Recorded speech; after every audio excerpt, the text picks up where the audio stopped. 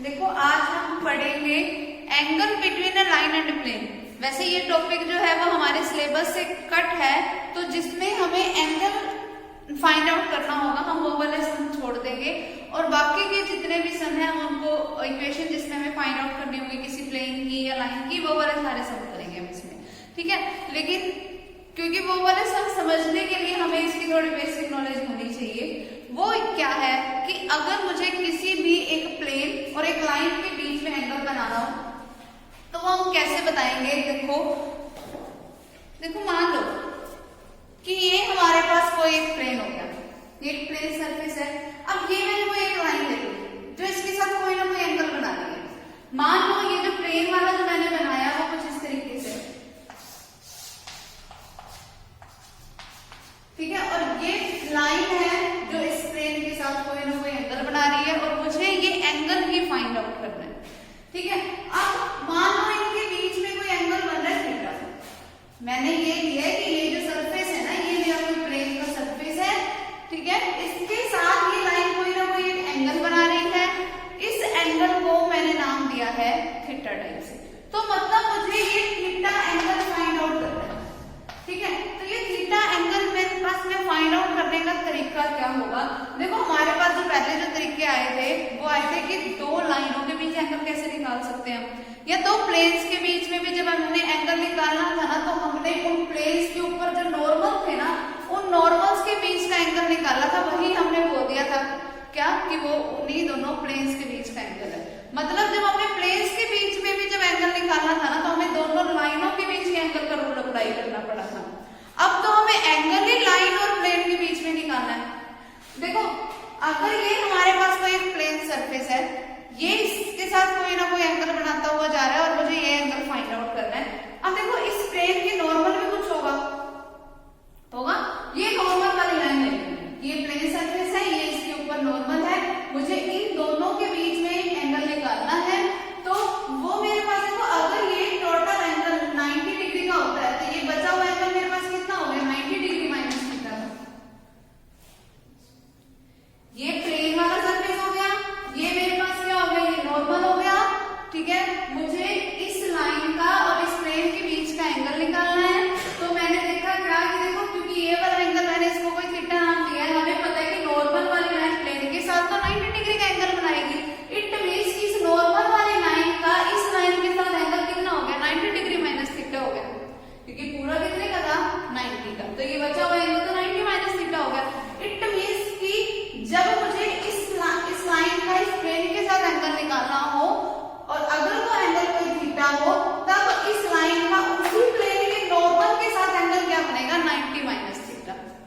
अब मुझे दो लाइनों के बीच में एंगल निकालना अच्छे से आता है। वो मेरे पास तरीका क्या होता है कि cos ऑफ थीटा जो होता है, अपन ने पहले भी पढ़ा हुआ है कि cos ऑफ थीटा जो होता है वो क्या होता है, दोनों लाइनों की dot product divide by there magnitudes हमें निकालना होता है ना। आता था हमने ये वाला किया था, a vector dot b vector किसके इक्वल होता था, magnitude of a into magnitude of b into में cos थीटा। दो लाइनों के बीच में अपन ऐसे स्केलर प्रोडक्ट शो करते थे और फिर cos थीटा कैसे बोल देते थे, that a dot b divided by magnitude of a into magnitude of b, ठीक है। अब सेम उसी तरीके से अगर मुझे इस वाली लाइन और इस वाली लाइन के बीच में कोई एंगल निकालना है तो वो मैं कैसे निकालूंगी, cos ऑफ। तो सबसे पहले यहाँ पर वही एंगल आता था जो इनके बीच का एंगल था। अब इनके बीच का एंगल क्या है, 90 माइनस थीटा। तो यहाँ क्या लगेगा, cos of 90 degree minus theta. वो इक्वल्स टू किसके होगा, ये कौन सी वाली लाइन, नॉर्मल वाली लाइन, और ये है हमारे पास कोई भी जनरल लाइन। मान लो इस जनरल वाली लाइन को मैंने कोई b वेक्टर से शो कर दिया और ये नॉर्मल वाली लाइन को कोई मैंने n वेक्टर से शो कर दिया। इसको मैंने नाम दिया कोई b वेक्टर और इसको मैंने नाम दिया है कोई n वेक्टर, ठीक है। तो ये क्या बन गया, b vector dot n vector divided by magnitude of b vector magnitude of n vector. तो ये हो गया मेरे पास। अब देखो cos ऑफ 90 माइनस थीटा किसके इक्वल होता है, sin थीटा।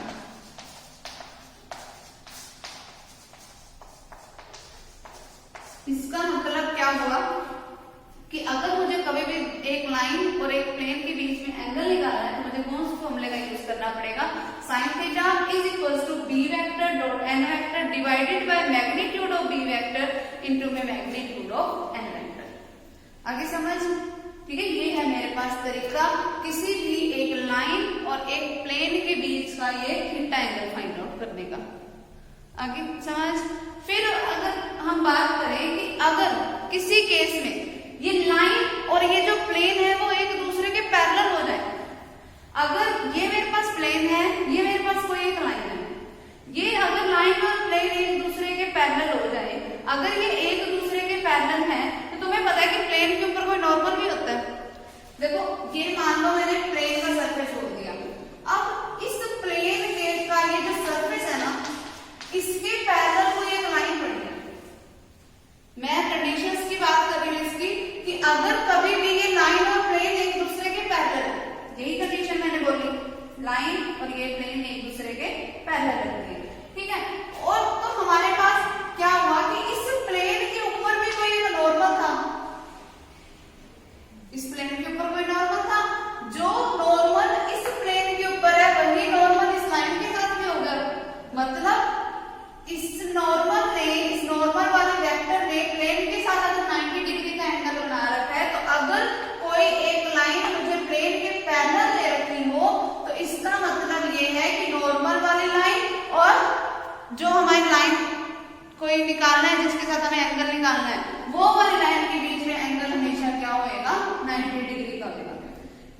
सिंपल सी बात है, अगर कभी लाइन और प्लेन अगर अब एक दूसरे के पैरेलल दे रखे हो, इट मींस क्या होगा कि उनके बीच का एंगल कितना होगा, अब 90 डिग्री होगा। तब यहाँ पर हम क्या पुट करेंगे, sine of 90 degree is equals to क्या बनेगा, B vector dot N vector divided by magnitude of B vector into magnitude of N vector. अब साइन ऑफ 90 डिग्री की वैल्यू होती है 1, तब उस केस में बी डॉट एन किसके इक्वल हो जाएगा, magnitude of B into magnitude of N, क्योंकि ये क्वांटिटी यहां चली जाएगी मल्टीप्लिकेशन में, ठीक है। वैसे हमारे पास जब हम पहले केसेस पढ़ते थे तो हम यही बोलते थे कि अगर कोई एक चीज दूसरी चीज के पैरेलल है तो उनके बीच एंगल 0 डिग्री होता था, लेकिन अब इस केस में वो एंगल चेंज होकर क्या बन रहा है, 90 डिग्री का।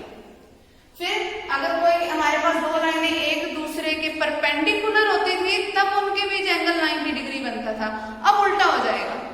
अगर अब कोई एक, देखो ध्यान से, अब ये एक प्लेन है, इस प्लेन के अगर मुझे कोई एक लाइन परपेंडिकुलर दे रखी है, ये वाली मान लो वो लाइन है, अब इसी प्लेन के ऊपर कोई एक नॉर्मल वाली लाइन भी होगी जो कि एक और भी परपेंडिकुलर होगी। इसका मतलब ये वाली लाइन और वो नॉर्मल वाली लाइन दोनों एक दूसरे के पैरेलल जा रही हैं। इसका मतलब अब इनके बीच में तब उस केस में एंगल क्या होगा, यहाँ पर 0 डिग्री का। तो अगर कभी भी लाइन और प्लेन एक दूसरे के परपेंडिकुलर दे रखे हो, इट मींस कि यहाँ पर वो क्या बनेगा, sine of 0 degree is equals to B vector dot N vector divided by magnitude of B vector into magnitude of N vector. फिर साइन 0 की वैल्यू 0 होती है, ये क्वांटिटी इधर आएगी तो वो 0 हो जाएगी। इट मींस कि जब आप कभी भी एक लाइन और प्लेन एक दूसरे के परपेंडिकुलर दे रखे हो तो उनकी डॉट प्रोडक्ट हमेशा 0 होगी। आगे समझ क्लियर है? इस तरीके से हम इसको करेंगे। फिर हमारे पास जो नेक्स्ट आता है टॉपिक, उसके बाद देखो हमारे पास जो नेक्स्ट टॉपिक आता है वो क्या है, equation of a plane passing through a given point and parallel to two given lines. किसी एक ऐसे प्लेन की मुझे इक्वेशन निकालनी है जब मुझे कभी एक उसका पासिंग पॉइंट पता हो, यानी कि अगर वो एक उसका पासिंग पॉइंट किसी भी प्लेन का मुझे पता हो तो वो पासिंग पॉइंट मतलब उसकी इक्वेशन को कोई सेटिस्फाई करेगा, ये मुझे कोई एक पासिंग पॉइंट पता होगा। फिर हमें क्या बोल रखे हैं, and parallel to two given lines, और ये प्लेन कैसे है, जो कोई भी दो गिवन लाइंस के क्या हो, पैरेलल। अब तुम्हें भी पता है कि अगर कोई दो पैरेलल लाइंस है, अगर हम उनकी क्रॉस मल्टीप्लिकेशन यानी कि क्रॉस प्रोडक्ट करें तो जो मुझे वेक्टर मिलता है वो एक परपेंडिकुलर यानी कि नॉर्मल वेक्टर मिलता है। मुझे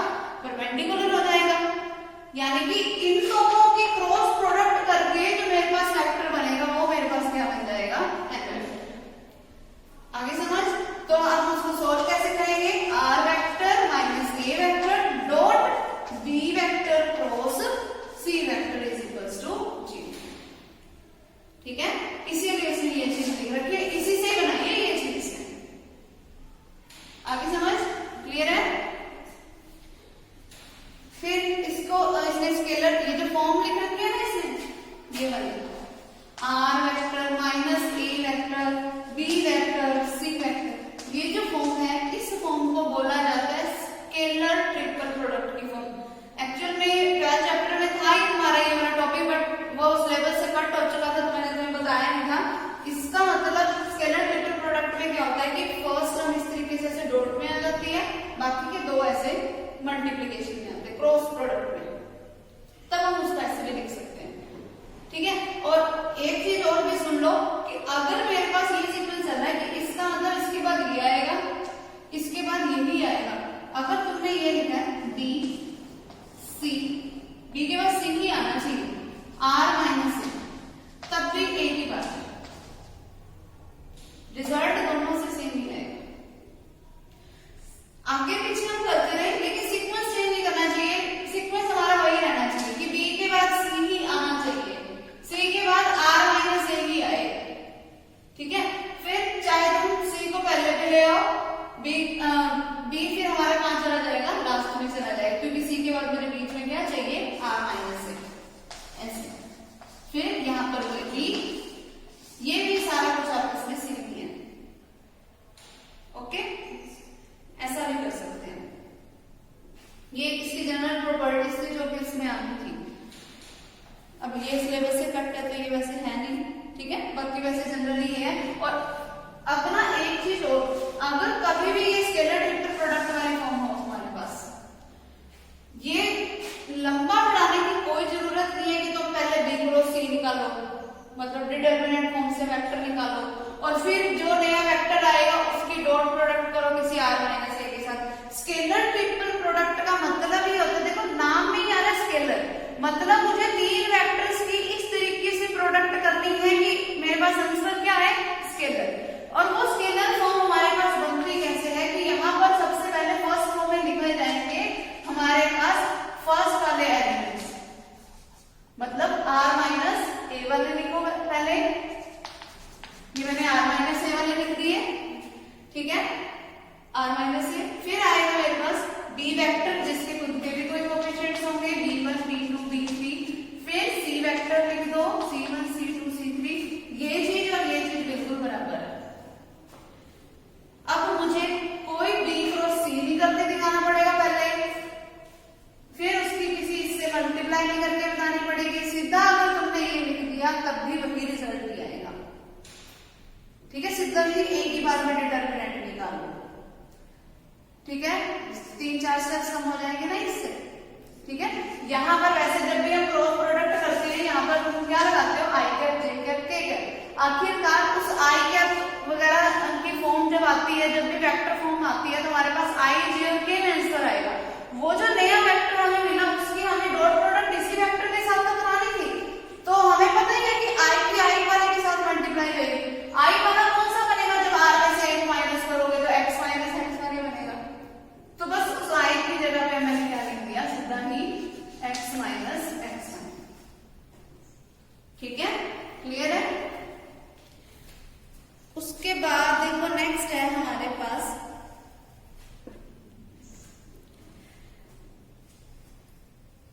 देखो equation of a plane passing through two given points and parallel to a given line. अब मुझे किसी एक प्लेन की इक्वेशन बतानी है जब वो दो पॉइंट से पास आउट हो रही हो, इसमें हमें पासिंग पॉइंट एक पता था, अब हमें प्लेन की इक्वेशन बतानी है जब दो उसके पासिंग पॉइंट हो और एक लाइन की क्या हो, पैरेलल हो। तो वो हम कैसे बताएंगे, देखो वो बताने का तरीका क्या होगा, मेरे पास प्लेन की इक्वेशन निकालनी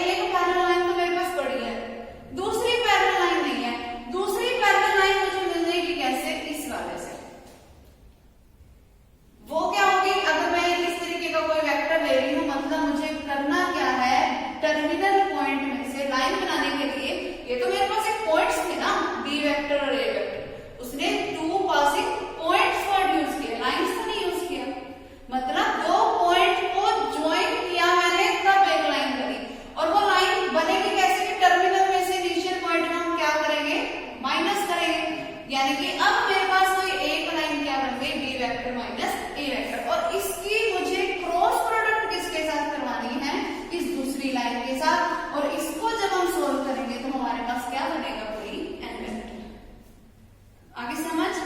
तो अब इसको रिप्लेस करोगे तो क्या बनेगा, r vector minus a vector dot b vector minus a vector cross c vector is equals to 0। ठीक है, n वेक्टर की जगह पे ये वैल्यू रख दी मैंने। ठीक है, समझ आएगा? इस तरीके से हम इसको किसी भी प्लेन की इक्वेशन को निकाल सकते हैं जब हमें दो पासिंग पॉइंट पता हो और किसी एक लाइन की इक्वेशन पता हो। अब ये मैंने b vector minus a vector क्यों किया, उसका रीजन सीधा सीधा ये है कि देखो कोई भी अगर हमारे पास कोई भी एक प्लेन सरफेस है, उस पे कितनी मर्जी लाइनें तुम ड्रॉ कर लो, इनफाइनाइट नंबर ऑफ लाइंस तुम ड्रॉ कर लो, वो खुद के तो हमेशा पैरेलल ही रहेगी। अब वो लाइन क्योंकि मैंने उसी सरफेस पे ड्रॉ की है ना, तो यानी कि b vector minus a vector जो है ना वो इस प्लेन के तो हमेशा पैरेलल ही रहेगी। तभी एक पैरेलल लाइन का काम इसलिए कर दिया और दूसरी मेरे को गिवन ही थी, तो मैंने उनकी क्रॉस प्रोडक्ट करवाई है। और अगर मैं इसी को डिटर्मिनेंट फॉर्म में, शॉर्ट फॉर्म में लिखना चाहूं, ये भी हमारे पास स्केलर ट्रिपल प्रोडक्ट की फॉर्म है, यहाँ डॉट है, यहाँ क्रॉस है। ठीक है, तो इसको हम लिखना चाहें पहले r माइनस a करेंगे, means x minus x1, y minus y1, z minus z1। ठीक है, फिर सेकंड रो में b vector minus a vector आएगा। b वेक्टर के मान लोगे कोई कोएफिशिएंट्स आएंगे x2 y2 z2, a के मैंने x1 y1 z1 z2 कर ही रखे हैं, तो क्या बनेगा x2 minus x1, y2 minus y1, z2 minus z1। Main सारा समझने का काम है, हो सकता है इसमें और नाम दे रखे मुझे नहीं पता, मेन समझने में ध्यान दो। ठीक है, और फिर क्रॉस में क्या आएगा, c वेक्टर। c वेक्टर के मान लो कुछ कोएफिशिएंट्स आएंगे c1 c2 c3, बस अब इसको सोल्व करना है मुझे, और इस इक्वल्स टू में 0 चलेगा मेरे पास। इसको सोल्व करोगे हमारे पास क्या आ जाएगी, equation of plane. Okay, clear है?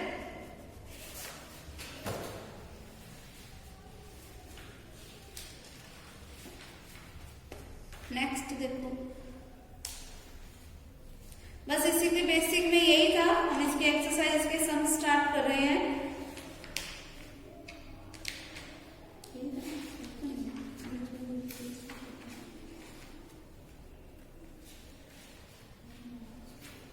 चलो देखो, इसके एक्सरसाइज के सम स्टार्ट करते हैं, और इसके जो सम है हमारे पास, पहले 4 सम छोड़ दो।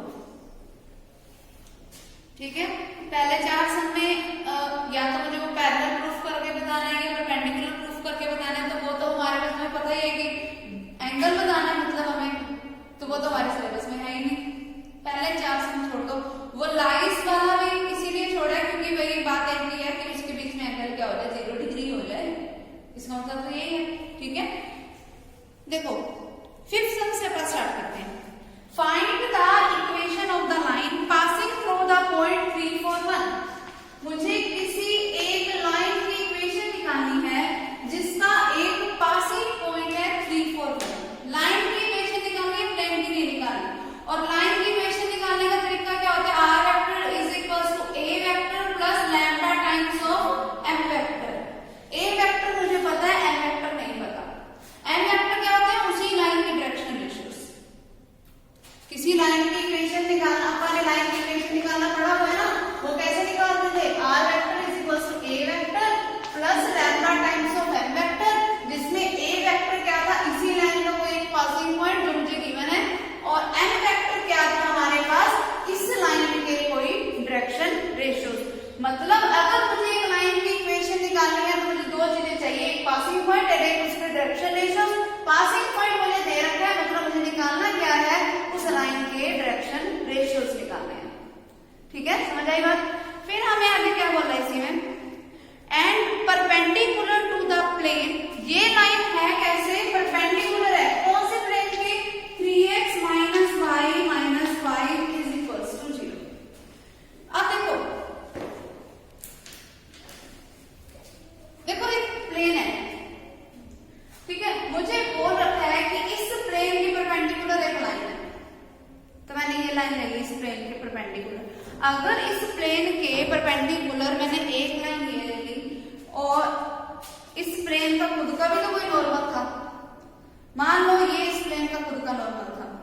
ठीक है, ये इस ए वेक्टर पता है।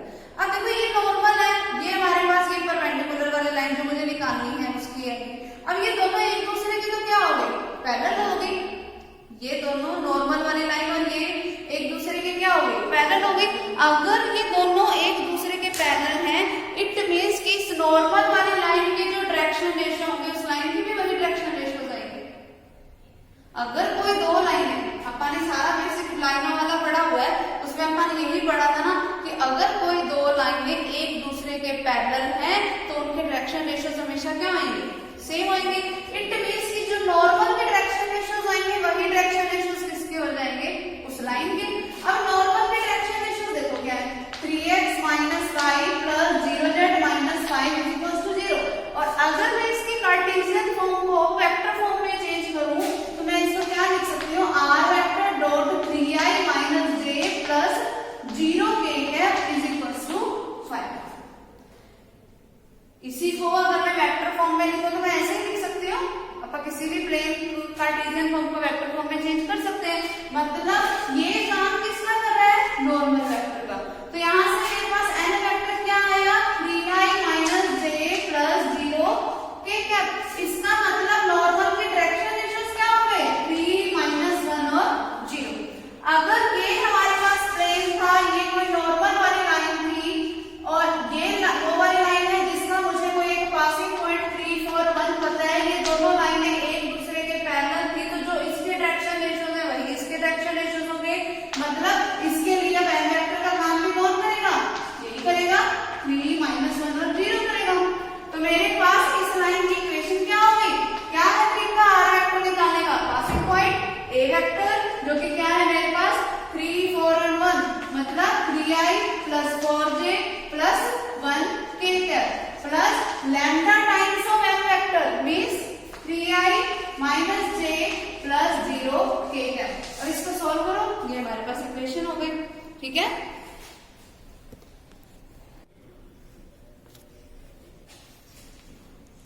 देखो हमारे पास नेक्स्ट सिक्सम क्या है, find the vector equation of the line. फिर से वही बात, मुझे किसी लाइन की वेक्टर इक्वेशन फाइंड आउट करनी है विद पोजीशन वेक्टर दिस, मतलब उसका एक पासिंग पॉइंट मुझे दे रखा है, कोई a वेक्टर दे रखा है, फिर and perpendicular to this plane. अब मुझे वो n वेक्टर सीधा ही निकाल के दे रखा है, पिछले सम जैसा नहीं है। वही हमारे पास कोई एक प्लेन है, इस प्लेन के परपेंडिकुलर किसी एक लाइन की मुझे इक्वेशन निकालनी है, तो इसके नॉर्मल के जो डायरेक्शन रेशियोज आएंगे वही उस लाइन के भी डायरेक्शन रेशियोज हो जाएंगे, बिल्कुल सेम सम। ठीक है, फिर अगला देखो नेक्स्ट क्या है, find the vector equation of the following planes in scalar product form. किसी अब मुझे प्लेन की फॉर्म निकालनी है, देखो वेक्टर इक्वेशन ऑफ प्लेन निकालनी है। देखो r वेक्टर क्या है मेरे पास, 2i cap minus k cap plus lambda i plus mu of i minus 2j plus k cap. ये जो मेरे पास फॉर्म आती है ना, ये भी एक प्लेन की ही फॉर्म है। इसमें बस फर्क क्या है, सिर्फ ये चीज पे ध्यान दो, हमारे पास है क्या, यहाँ पर एक लैम्डा और एक म्यू टाइप्स का हमें बना के दे रखा है। यहाँ पर इसका सीधा सीधा मतलब ये है कि ये कोई a वेक्टर का काम कर रहा है, ये कोई b वेक्टर का काम कर रहा है, ये कोई c वेक्टर का काम कर रहा है। ठीक है, मतलब ये एक ऐसे हमारे पास फॉर्म है जिस ऐसा कोई प्लेन है जिसका मुझे कोई एक पासिंग पॉइंट पता है और इन दोनों के वो क्या है, पैरेलल है। ठीक है, तो मतलब मुझे सिंपल सी बात है, फॉर्मूला लगाना है r vector minus a vector dot b vector cross c vector is equals to 0 का। ठीक है, जिसमें a वेक्टर मेरे पास क्या है, 2i cap minus k cap, b vector क्या है, जो लैम्डा का कोएफिशिएंट होगा, यहाँ पे सिर्फ i कैप है, इसका coefficient means i cap plus 0j cap plus 0k cap. ठीक है, और जो c वेक्टर होगा वो क्या होगा, i minus 2j plus k। अब सिंपल उसको फॉर्म में लिखना है, क्या लिखना है, सबसे पहले r vector minus a vector means अगर r वेक्टर को मैंने कोई xi plus yj plus zk मान रखा है, उसमें से मैंने a वेक्टर को माइनस करना है, तो क्या बनेगा x माइनस 2। फिर क्या आएगा, y माइनस 0 क्योंकि यहाँ j कैप नहीं है। फिर क्या आएगा z माइनस में माइनस का 1 तो माइनस माइनस प्लस, ठीक है। फिर b वेक्टर लिखो, वो क्या है मेरे पास 1 0 0। फिर c वेक्टर लिखो 1 minus 2 and 1 is equals to 0। इसको सॉल्व करो, मेरे पास क्या आ गई इक्वेशन ऑफ द प्लेन, ठीक है।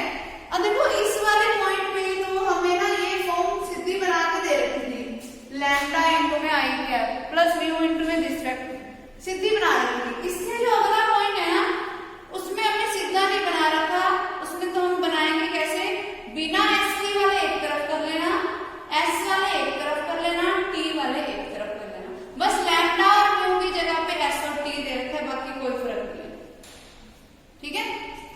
बस इसकी रीअरेंजमेंट कर दी हमने पहले। अगला देखो, find the Cartesian equation of the plane. बिल्कुल यही सम है, एस और टी दो हमारे पास कोई कांस्टेंट क्वांटिटी दे रखी है और बिना एस टी वाली भी है। अगर इसको सोल्व करके देखोगे ना तो मुझे सिर्फ एक 3j कैप खाली मिलेगा जिसके साथ ना एस होएगा ना टी होएगा। सोल्व करोगे ना जैसे जिसको देखो क्या दे रखा है, R vector is equals to S minus 2t into में I cap plus 3 minus 3 into में J cap plus 2s plus t into में k कैप। इसी को मैं क्या लिख सकती हूँ, that r vector is equals to si minus 2ti cap plus 3j cap minus 3j cap plus 2sk cap plus t k cap, ठीक है। So that r vector is equals to बिना s वाले कौन से हैं, सिर्फ एक ही है तो 3j कैप। फिर s वाले कितने करो, वो क्या है i कैप और ये वाला आएगा सिर्फ 2k कैप। फिर t